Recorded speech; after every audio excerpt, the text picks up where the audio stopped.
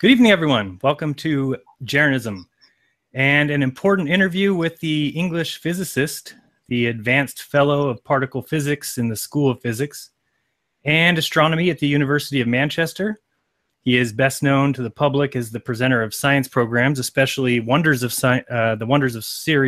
of series, and for popular science books such as Why Does E Equals MC Squared and the Quantum Universe. He has been the author and co-author of over 950 scientific publications.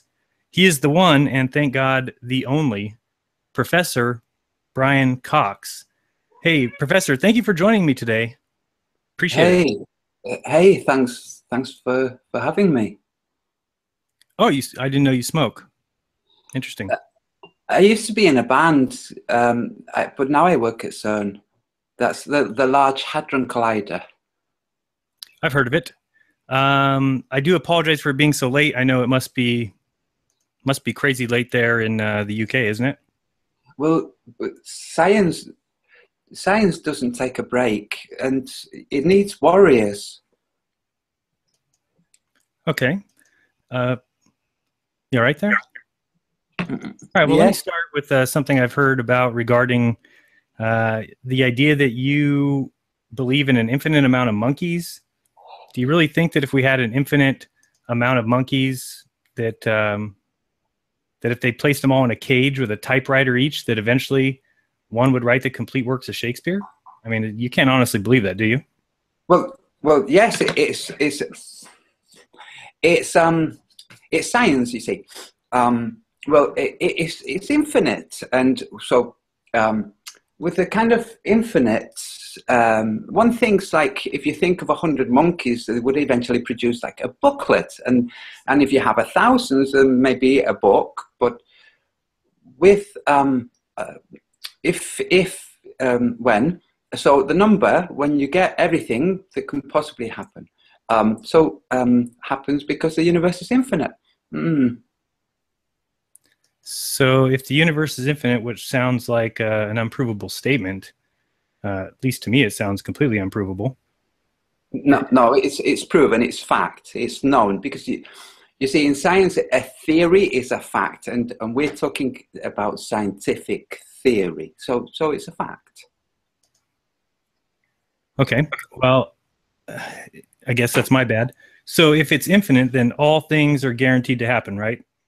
So there would be basically a universe where your hair doesn't look like a 12-year-old Justin Bieber. Is that correct?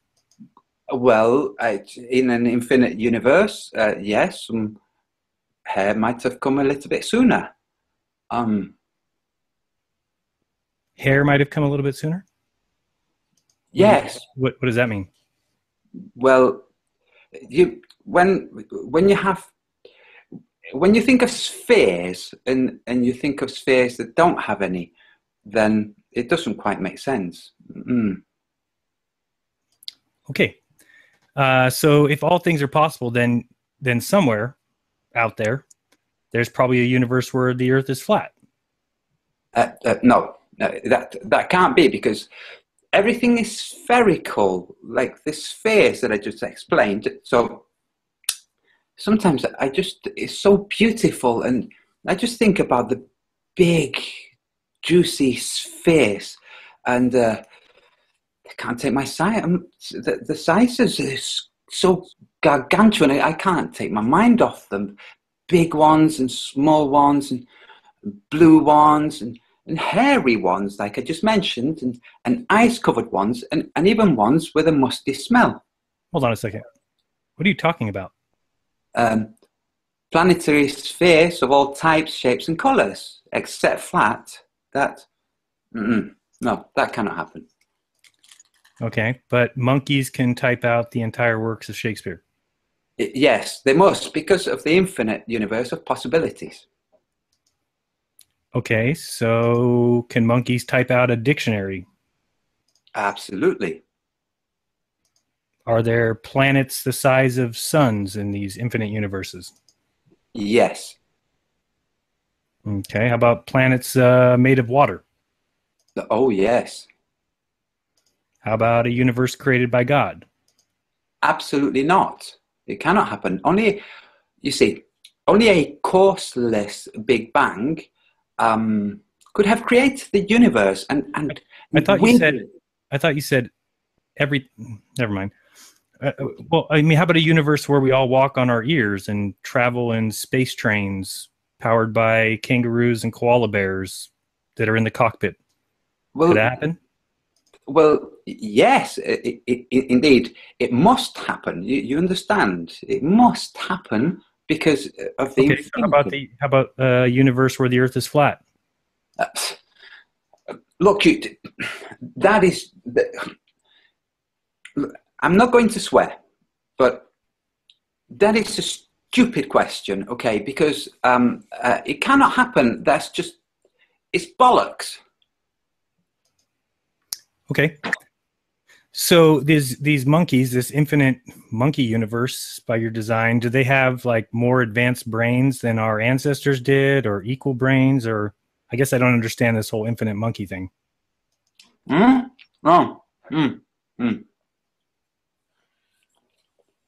Climate change.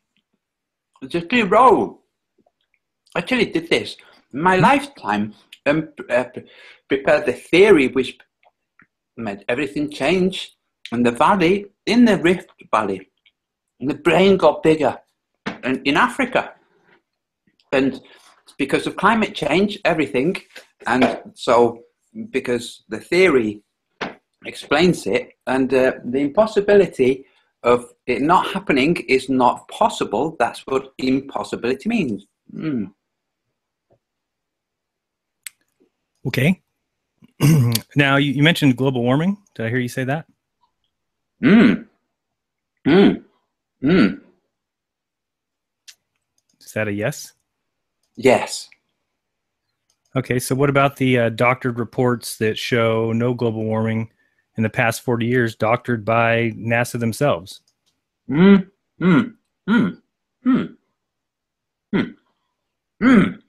don't know if you've actually heard that data has come out and been shown. Shown by whom? That fraud? Science fraud, do you mean? Yeah, by NASA. No. NASA? NASA. Fraud. NASA. NASA fraud. NASA. No. NASA. You know, we're talking about the same people, the National Aeronautics and Space Administration. They've been shown to have raised some temperatures and lowered some others to show a increase in global warming, which isn't true. You can go back to the older reports and see that they've doctored that information. Look, okay, so what was your name again? Darren? Jaron with a J. Jaron with a J. No, look, I can show you a graph. The graph goes like this. You see what I'm doing? And it has a peak there. This is extreme. The peak, it means extreme. Okay. I guess I'm sorry I ever doubted global warming then. So can we talk about your expansion theory? I know you've got a theory on expansion. What exactly does that even mean? Well, my friend and colleague and very good friend, Carl Zucker and we were watching the screens at CERN, where I work, at the Large Hadron Collider in Switzerland/France. And it's very big. And we were looking at the screen and we saw the beep and we heard the beep. So we no, go back to, we were talking about the expansion theory, and that's the theory you came up with about I guess the universe is expanding or something. Can we talk about that first? This is what I'm saying. So Dr. Carl Zucker and we realized that there must be a fundamental principle behind what drives everything. So we're writing a paper. We almost have it completed, and it would be known as as the Cox-Zucker principle of expansion. The Cox-Zucker? Yes. Expansion principle? Yes. Okay. And you're talking about working with this Dr. Zucker at the LHC, right? You guys think you found some mysterious missing particle, the Higgs boson, correct? Oh, yes. Well, it's yes.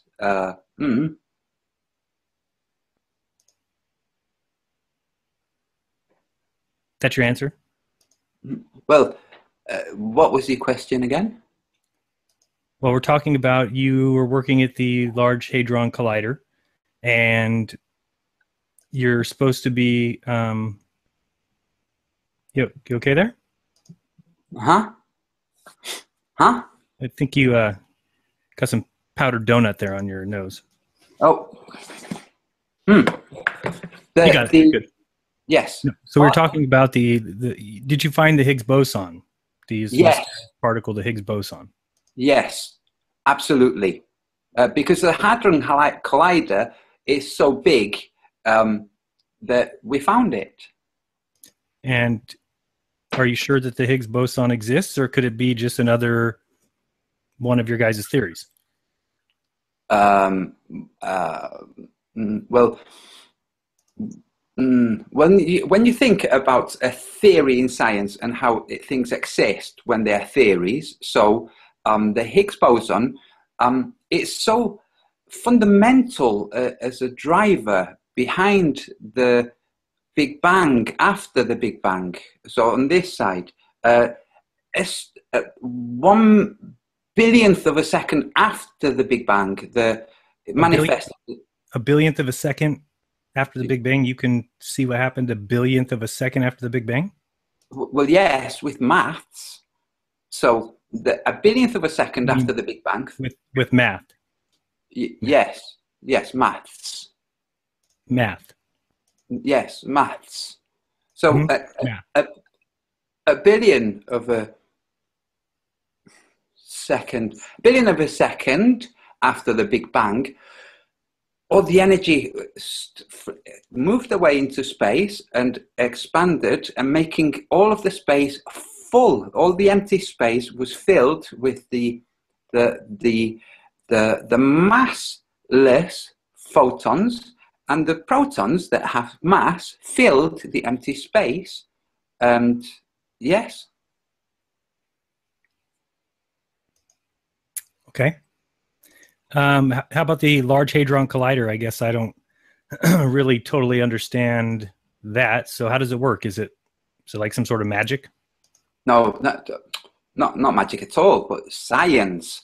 The Large Hadron Collider is 60 miles in circumference, most of it in France and some in Switzerland. We accelerate protons, the nuclei of hydrogen, around 99.99999999999% the speed of light, and they go around the 16 miles 11,000 times a second, and we collide 600 million of these things together per second to recreate the conditions that existed in the universe.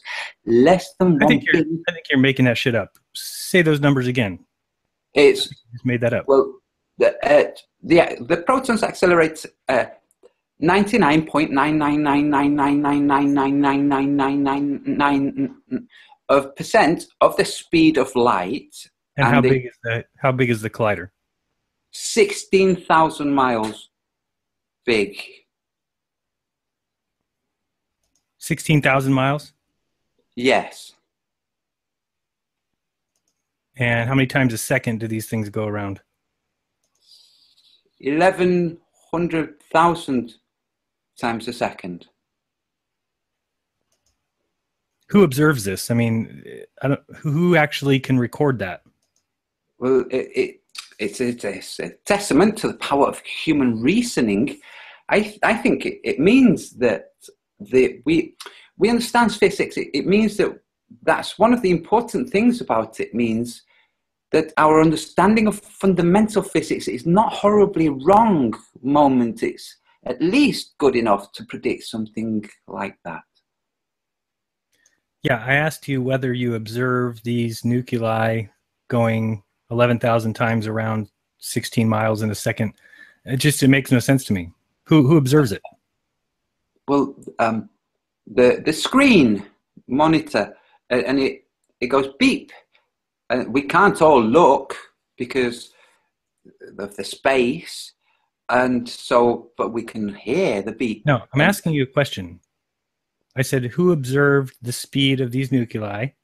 Because what I'm thinking is, couldn't we just take the speed of light and then divide by the distance and then just -1 to get the same number of 11,000 times a second that's required by the theory? That's never how science works. We observe these things. We do. Who observes these things? My colleagues and myself at the LHC, we observe these things. We have graphs. Who counts it? The counting, the computer counts it, and then my assistant tells me that they've counted them. So you observe it? You do? By proxy, yes. Okay, so I'm saying this correctly, that a mathematical prediction then confirmed with these nuclei that are going 99.9% the speed of light. Yes, I love maths. It's quite wonderful, isn't it? I mean, when you think about it, where would we be without maths? That's what I always think math. When I'm... You mean math? Yes.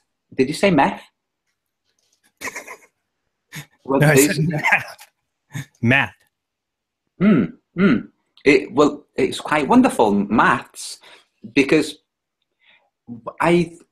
when I'm in my deepest moments of contemplation, it's what I'm thinking.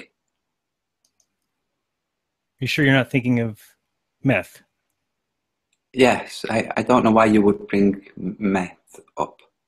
I didn't think that I was the one that brought it up, but okay. So that's great, Brian. I wanted to say that I did have a chance to talk to Dr. Zucker, and he said you two have been working really extremely closely together.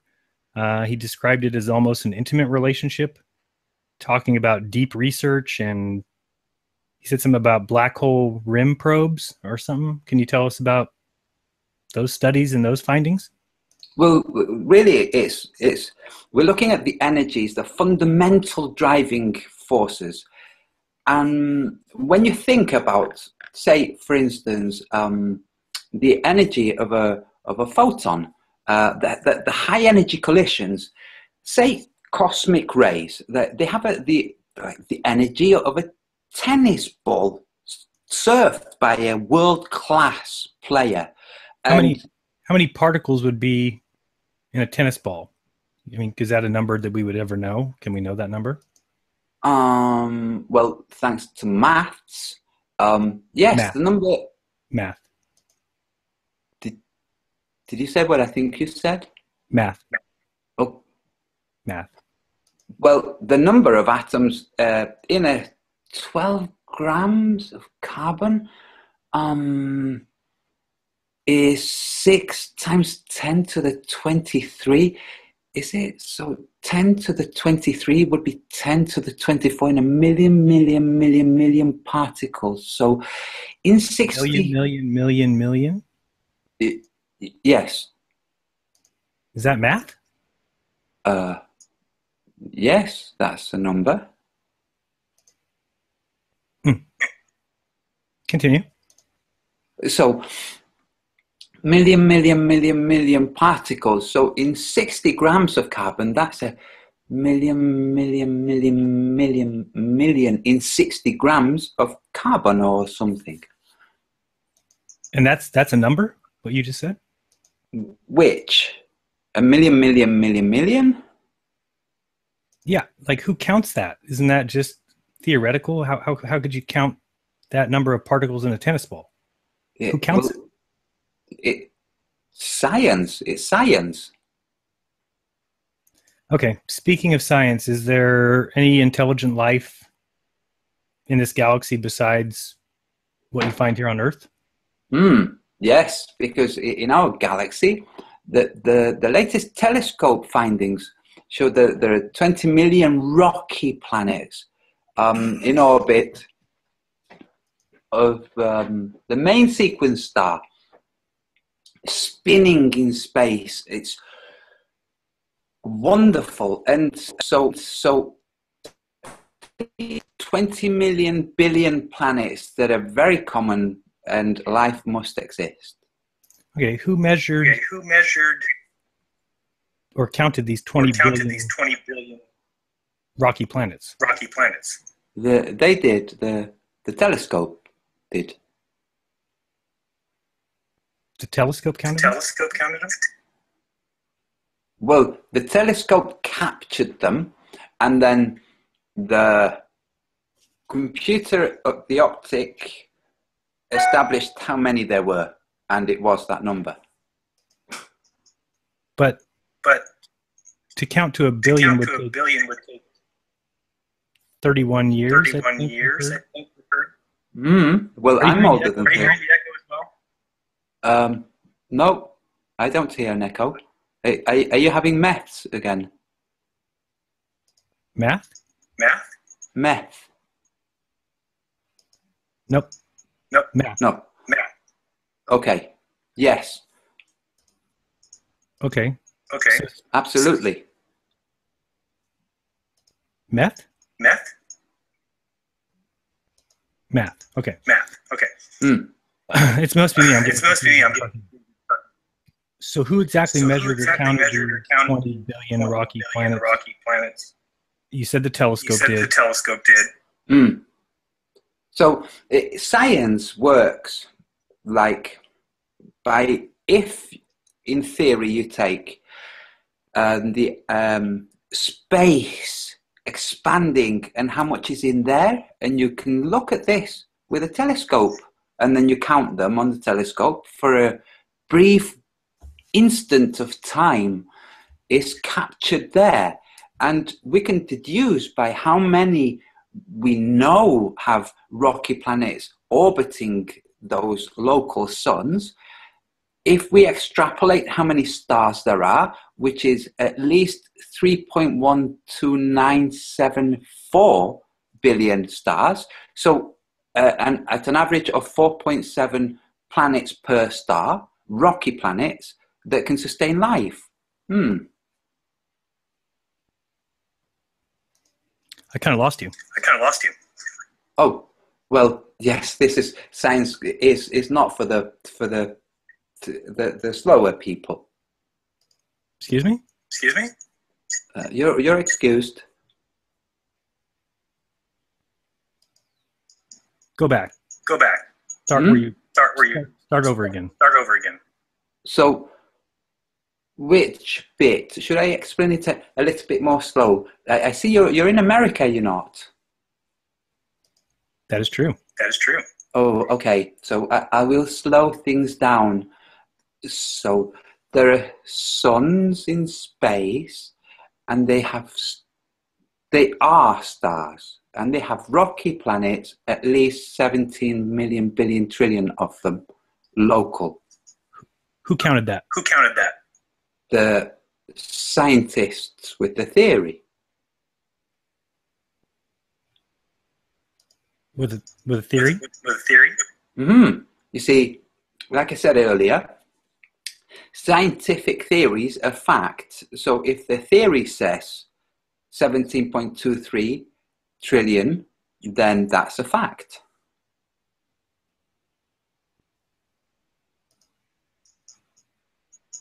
So in science, theories are facts. Yes, absolutely. And it's beautiful. Science is beautiful. Yes, how it lets you see the world. I don't know if you've been to the Sala de Uni in the Americas. It's so expansive, and you can see the curvature with your own eyes, there standing, I'm just over 6 foot tall. You can just see it curving. You can see it curving all the way around. In fact, when the sun goes down over my left shoulder, because it's in the southern hemisphere, it goes down over my left shoulder, and I can see it rising over my right shoulder. Okay. Okay. Can you Tell me how we came up with the sun? Well, that's quite simple, really, when you think about it. If you know the distance to the moon, and you know how big the moon is, and you know how big the sun is compared to the moon, and you know how far away it is, then you can deduce its distance from the Earth. How do we know how far away the moon is? Because observation tells you how close it is. It's much, much closer than the sun. And they appear to be the same size in the sky. It's a quirk of nature, you see, and they are both, you'll agree, spheres. Spheres. So the moon is much closer. We can tell this because we can see it quite clearly at night. If the sun was there at night, we wouldn't see it because it's too far away. Couldn't it be a creation? Well, yes, it's a creation of the Big Bang.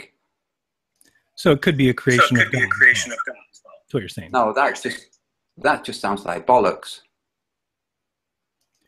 Yeah, but you just said that it was created by random event. So in an infinite number of universes, it could also be created by God. No. When it seems random, but it's ordered. It's the laws of physics going back in time. If you think of a domino effect going back in time, so you have the very first, and that was the Big Bang. That was the very first one. Mm-hmm. And that set off the whole chain of events that we call the laws of physics. And these help us establish things like how close the moon is, how far away the sun is, and how they're both spheres. Okay. I guess I'm going to have to take a on that one. Now, it would be fair to say then that you believe we are spinning on a ball Earth, correct? Well, obviously we must be spinning because we're on a sphere. If that sphere wasn't spinning, then gravity wouldn't have the push-pull effect that it has, and we can see the stars. Oh. And well, you can see it. You also believe we're going 1,000 miles per hour around the sun. How fast did you say? Actually, I think it's 66,600. I don't know. You would know it's math. Yes. Well, for an instant, I thought you said 66 miles an hour. I was going to say that's ridiculous. Okay. No, actually, it's 66,600. Yes, I know. We don't feel it? No, it's relative. You see, when you get up in the morning from your bed and you've been lying down, you've got a cover on you, but you don't notice the cover because it's been on you all night. And then when you get in the shower, then that drastic change is what tells you haven't got your bedclothes on you anymore.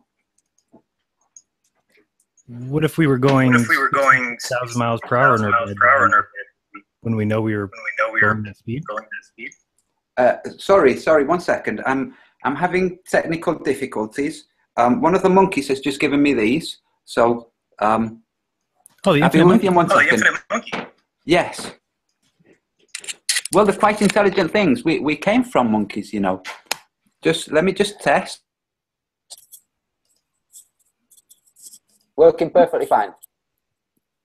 I don't think you're actually testing anything. Yes, testing. Can you see? I don't have an echo anymore. Thank the Lord. What? Yes, it's you mean thank science. Yes, you see the technology we're using. People think it's some of that powder in your hair there. I don't. That's quite offensive. I find that quite offensive, to be completely honest with you. I don't talk about your rosy cheeks and your kissy lips. You got white powder all over in your hair. No, it's not. So, where were we? We were talking about 66,000 miles per hour in a orbit around a 93 million mile distant sun. And you were saying that you believe that bullshit? Well, if you're going to call things bullshit, I know what's bullshit. That pink monkeys don't wear shoes. Would they in a infinite universe? Yes.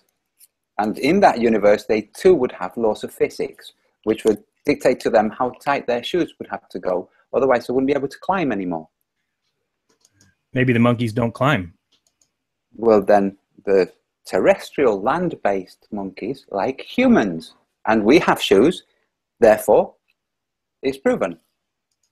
Okay, and in another universe, the Earth is flat. I got you. No, that can't happen because, you see, it follows, science must follow the rules established by the Big Bang of physics, those laws.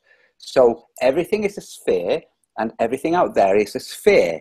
So to say that something is like, say, a flying pizza through the universe, it wouldn't even get baked, would it? It would have to be very close to the sun to be baked, and things would evaporate. Kind of sounds like a little bit of dogma.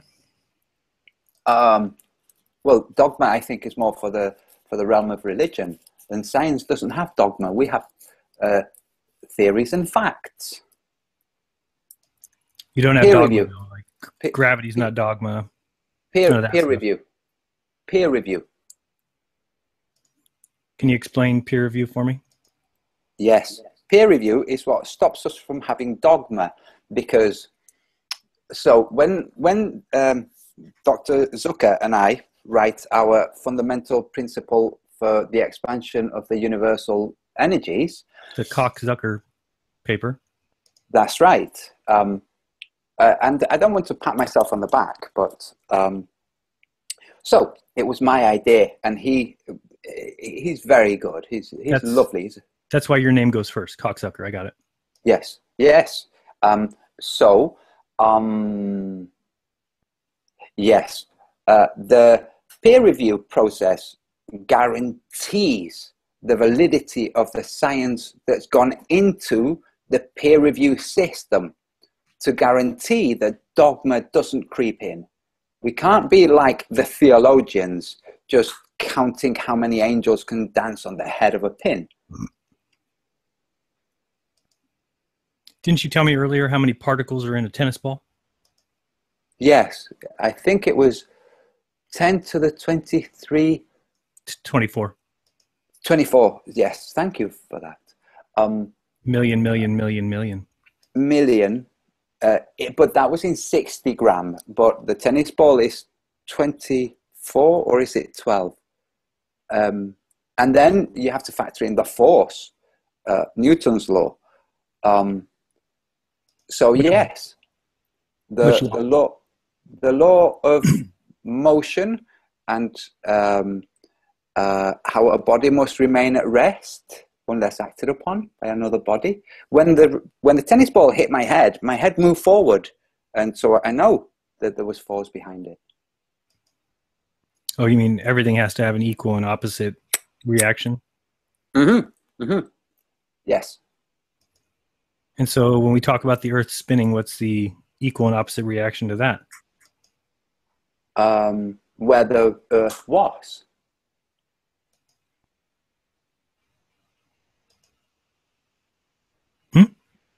What? Where the equal and opposite. So the Earth was here, and the opposite of the Earth being here is the Earth not being here. So when the Earth is here, there's the opposite.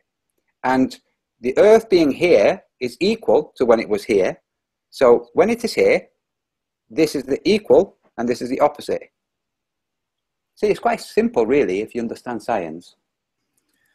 Okay, and together with the sun, the Earth is going 480,000 miles per hour around the galaxy.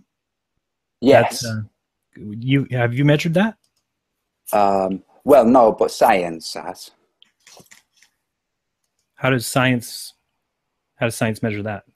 Well, you know how with mathematics you can take a thing, transform it into mathematics, and then work with it so that, well, this is how science works basically. You think of a prediction, you then write the maths to prove that prediction, to yield that answer you predicted, and therefore the answer confirms that your prediction was correct. At what point do you verify that with reality? Well, you know, when you're checking your maths, so you check your maths. That's not reality. Well, it's real. If you take away maths, then you don't have computers, shoes, headphones, teeth. Good point. No teeth. If you take away the math. Yes. Because teeth, how many teeth do you have? 28 at the top? So that's a number. That's maths. Oh. Okay, I got you. And the galaxy is going 2.2 million miles per hour.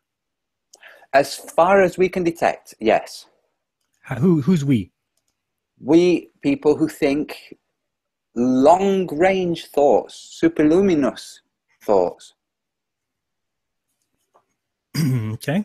And the closest star is 25 trillion miles away? Well, depending on the time of year. It changes. Yes.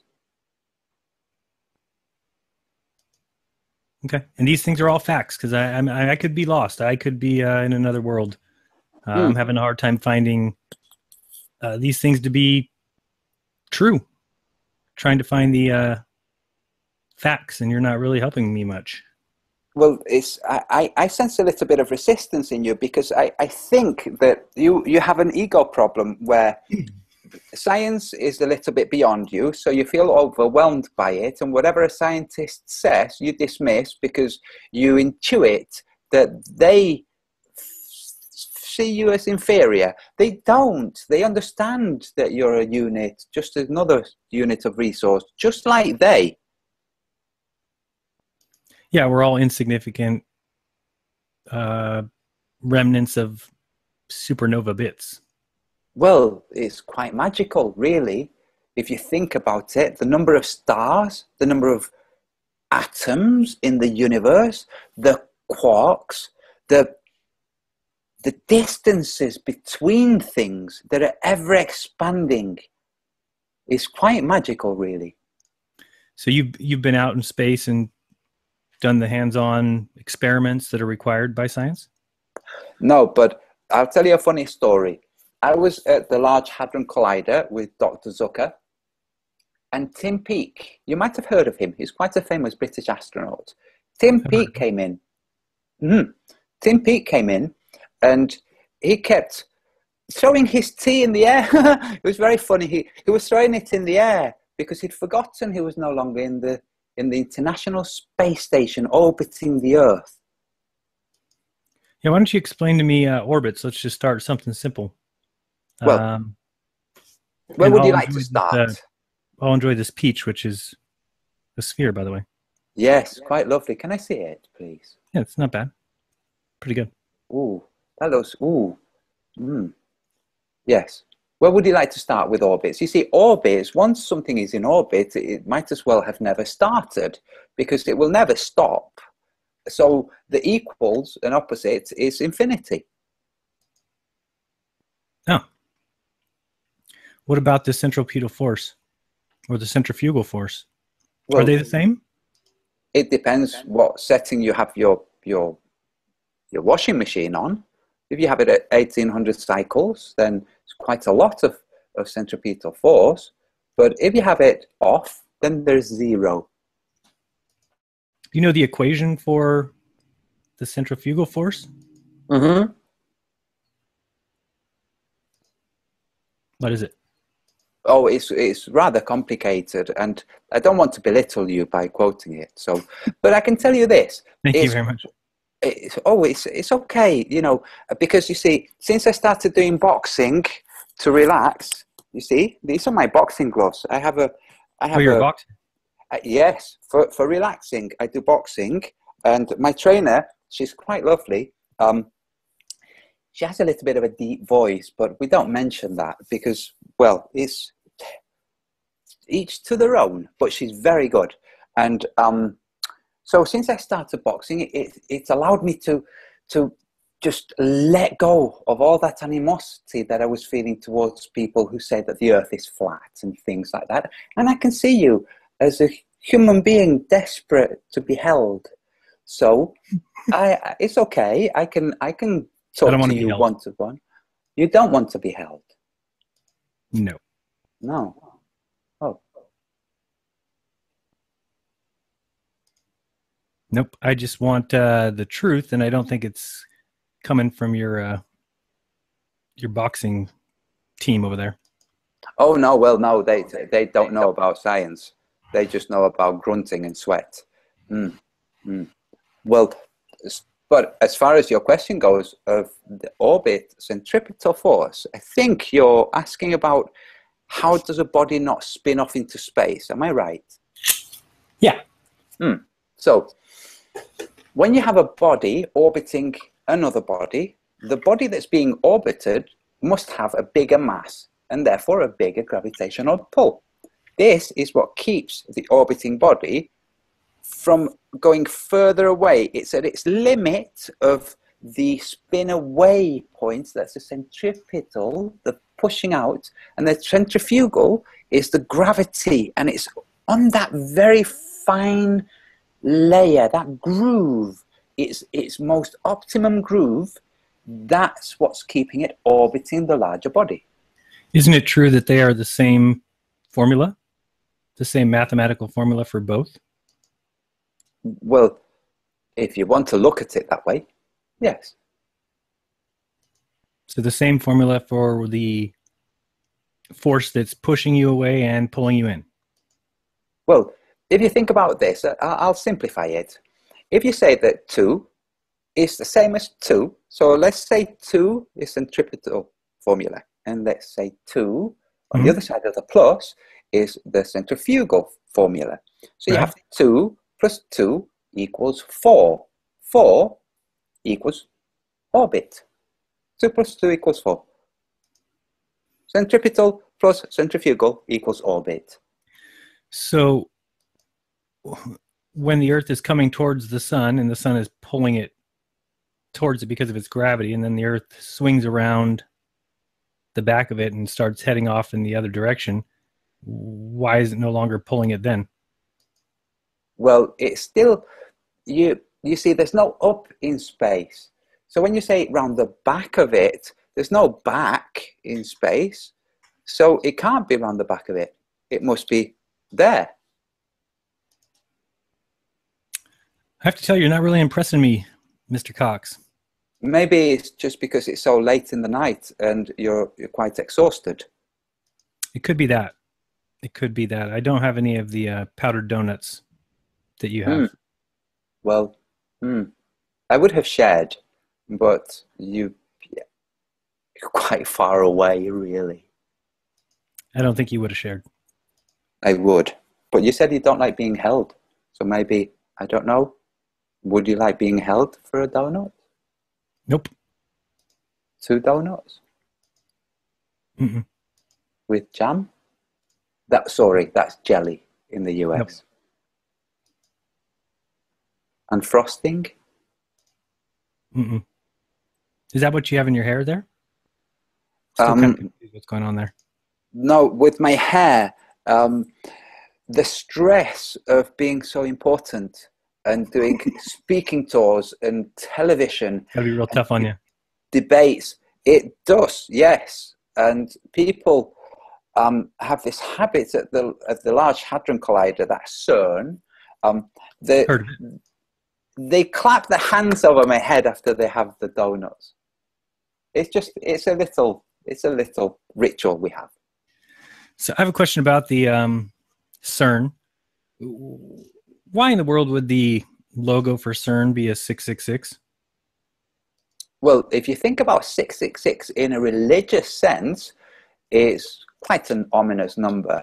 But if you realize that the religious significance of 666 is quite absurd, given that it comes from a pseudo-theological background, you find that 666 is actually quite a lovely shape.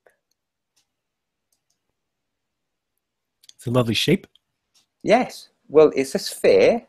If you think about it two-dimensionally, it's a sphere with a little tail for orbit. Aha. Well, you can think of the flat Earth as being a sphere then. It's a two-dimensional sphere. But then where's the tail? Touché.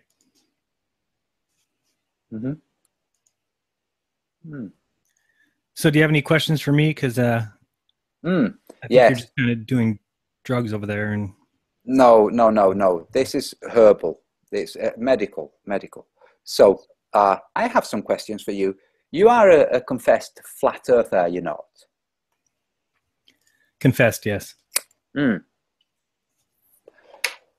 What religious structure does your flat earth have? This theory, flat earth theory. Do you have to pay tithing? No tithing. No 10%. Do you receive tithings? No. Are you the Pope of your flat earth? There's no Pope. There's no Pope? Now you're thinking of Catholicism. Okay. Well, tell me this then. Why don't you fall off the edge? Are you being serious? Yes. If it's flying through space and there's an edge of waterfall. No. See, that's the whole problem, is that's what we were all taught. That's what we were all shown. But it doesn't have to work that way just because somebody told you. I know you're very into just accepting what you're told, but you should look into some of those things. You might be surprised. Well, I've heard, this might be just a silly rumor, that there was cake on the flat earth. Is this true? We do have cake. Fascinating. Does it have frosting? Usually it has frosting. Is it just sugar dusted on top, or is it frosting? No, it's just regular sugar. Oh, well, then let me tell you this. Not your kind of cake. No, not at all. Let me ask you this. What's an eclipse? And what is a tree? I have no idea what a tree or an eclipse is. Let me ask you a question, if you don't mind. No, go ahead. Do you understand geodetic surveying? Yes. Okay. And if we had somebody in San Francisco and they were measuring going east, and then we've got somebody in New York who's measuring going west, they would both see the Earth is falling away from them, that the curve is going down. Okay. So if they started walking towards each other and measuring the curvature, when they got to the middle, let's say Colorado, would they both be down inside of a cavern, or would they be in Colorado, which is a mile high? It depends what the one from San Francisco is called. He's called Zach. Zach. And is he wearing clogs? Nope, sneakers. Okay. So what was your question? They were surveying, going towards each other, measuring the Earth falling away from them, both of them. So how do they get to Colorado and they're a mile high, not 30 miles deep? I think you don't quite understand the curvature equation. I clearly don't. No, I don't. Can you explain that to me? Because that'd be like extremely helpful. Yes. So this is what happens. You have your horizon and you have your point of view, and you have your height from the floor to your head, the eyes, the thing that you see out of, and the horizon. And then the difference between your eyes and the horizon is the distance. And that's how far you can see. And you can't see any further because it's just missing from your line of sight because of the curvature. That's why you can't see Europe from the United States. Okay, so let's say that there's a huge body of water in the middle of the United States, and somebody in New York watches the boat go over the curvature. So the boat's going down the curvature, but somebody from San Francisco would also see the boat leaving them going down the hill. So how can both boats be going down? How does that work? Is this person from San Francisco watching the ship go down also Zach? He is Zach. He's wearing sneakers. I don't think this Zach character is very reliable, to be frank with you. No, this has been peer reviewed. Oh. Has it passed the peer reviewed? Definitely. Been a lot of people measuring it, and nobody's finding the curvature. So I guess what it comes down to is what would happen, and this is just purely hypothetical, what would happen if you learned that everything that you were ever taught was, for lack of a better word, a lie?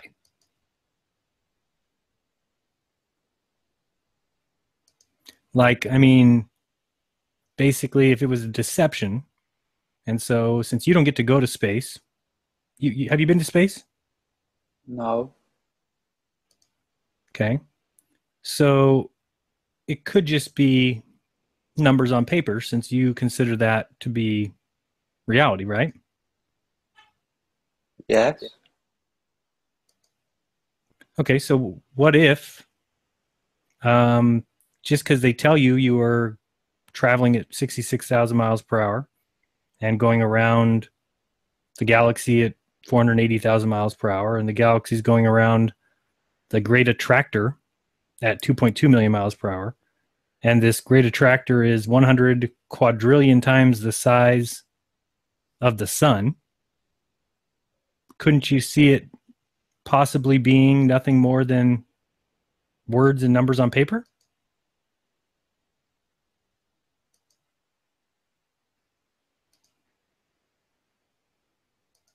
Like, what would happen if you realized that it was all a lie? And I'd wasted my life. Yeah, this is hypothetical. I'm saying hypothetically. Oh. Whew. Huh. But also you should think about it, because if you haven't done any of the measurements yourself, for instance, in this Large Hadron Collider, you've got these so-called, you told me, what is it? The nuclei of hydrogen? 60 million of them per second. Yeah, 600, 600 million of them per second. Right, going around a 16-mile track. 600 million of them. Yes. Okay, so do you see how that could be a complete and total lie? Well, I can't dematerialize and enter the Hadron Collider. What kind of fantasy world? You can't do this to test whether something's true or not. I would come out dead. So where's the verification? That's what I'm trying to get at here. I tried to explain this to you earlier. On the screen, and my assistant looks at the screen, and he sees the graph. Sometimes it's a she, and depending on the shoes. You're talking about a computer. A computer is giving you the the data sets. It's giving you the results. That's right. So let's go hypothetical again. There's a man sitting behind a curtain somewhere who's typing in the answer that you would, of course, come to if you were trying to prove your theory by simply taking the speed of light and figuring out how many times those particles would go around at the speed of light, and then just -1 to give you your 99.9999999. Mm-hmm. Would this character behind the screen, would this be this Zach of yours? Nope. Zach's gone. I'm more talking about some nefarious kind of deviant person who is tricking, obviously, you. Well, I'm more curious to know where this Zach has gone. He's measuring the drop of curvature. Oh, okay. Well, so in your hypothetical world, let's see. You have a hypothetical character behind a screen punching in numbers to come out on another screen. This one, a crystalline screen, whereas the other one is more of a curtain screen. Am I right? Doesn't matter. The screen could be an iPad. Okay. To yield the result that we're expecting. Right, because if you got funding to find the Higgs boson and you didn't find it, then it would be hard to get funding in the future. But, so it would be better for science if you found what your hypothetical theory called for. And when you found it, then it looks like you did something important. And then next time you say you're looking for something, you're more likely to get funding. Well, yes, but you have to remember this. You have to bear this in mind.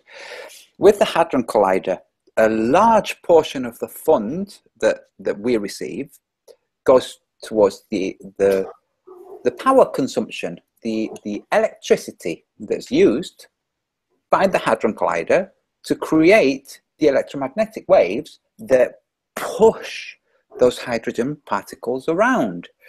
Without the funding, we wouldn't be able to pay for the electricity. So this would bankrupt the electricity company, and then what would the pensioners do? I don't think you're even understanding what I'm saying. Well, will you say it in a different way? Sure. Do you think it's possible that you've been fooled? That everything you've been told is a lie? Well, that's a tricky one, because you see, in a world of infinite possibilities, yes. Like the flat Earth? No, you see, it has to be a sphere. The laws of physics dictate that in all of the universes... Do you understand infinite possibilities? Yes, but all the universes must yield to the laws of physics. For instance, all of them must have space. Well, the laws of physics would say that your monkeys cannot, they're all monkeys. Well, you're confusing the laws of physics with the theory of the monkeys and how they went to script writing school and the rest of their studies. You're mixing apples and oranges here. Okay. So either you have to stay in one field of the laws of physics, which dictate that all universes follow laws like space. But in an infinite amount of universes, there would be an infinite amount of physics. I didn't. Is this? I thought this was going to be a scientific discussion, not a philosophical discussion. You said earlier that it was science. It is science, and science says yes. That all things would be possible in an infinite universe. When it comes to, but that's when it comes to monkeys writing scripts. You can't then say that these monkeys all also learned how to put each other's hair in cornrows just because they can write scripts.